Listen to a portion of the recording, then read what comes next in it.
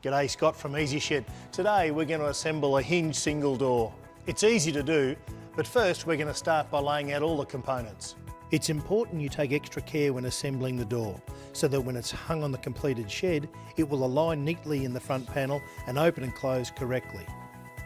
Move the hinged U-channel to one side and the other 3 U-channels in place on the other side.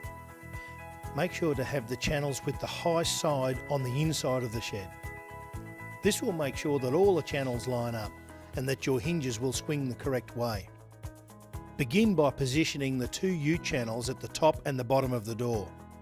Secure with just 2 screws at the second rib from the left and the ridge edge. Ensure they finish flush with the edge of the door sheet. As you fasten them off, constantly make sure that they are butted up firmly against the edge of the sheet. So next, move the other 2 channels into position.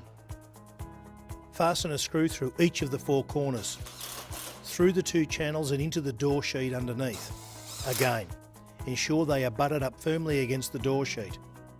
You can see this by following the vertical sheet rib lines. Position the door plate exactly halfway up the door, with the flat edge of the door plate fitted between the U-channel and the door sheets. Fasten with 4 screws.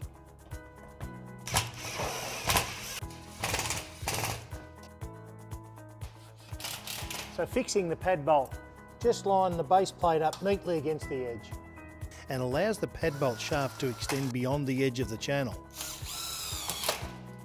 An additional 3 screws along the hinged channel and another 2 on the other side will do.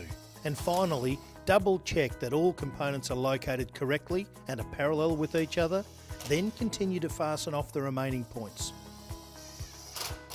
So we do have some braces for the inside of the door, but we're not going to attach those just yet. We'll show you how that's done later in the assembly.